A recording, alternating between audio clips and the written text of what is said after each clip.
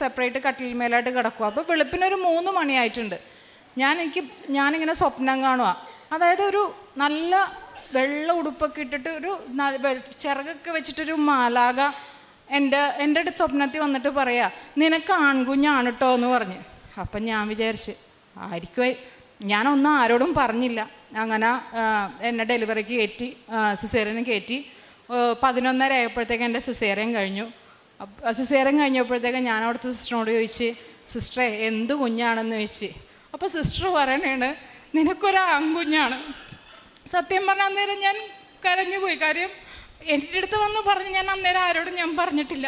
പക്ഷേ ഈ തിരുനട മുമ്പ് സാക്ഷ്യമായിട്ട് ഞാൻ പറയണേണ്, അന്ന് ഞാൻ എൻ്റെ അടുത്ത് പറഞ്ഞു നിനക്ക് ആൺകുഞ്ഞാന്ന് സ്വപ്നത്തിൽ പറഞ്ഞ കാര്യം എനിക്ക് ഈ ഒരു കുഞ്ഞിനെ എനിക്ക് തമ്പുരാൻ തന്ന് അനുഗ്രഹിച്ചു. ഈ കുഞ്ഞിൻ്റെ പേര് കാരണം മാതാവിൻ്റെ പേരും കൂടെ ചേർത്താണ് ഞാൻ ഇട്ടേക്കണത്. ആക്ലിസ് മാരിയോ ജസു എന്നാണ് ഞാൻ ഇട്ടേക്കണത്.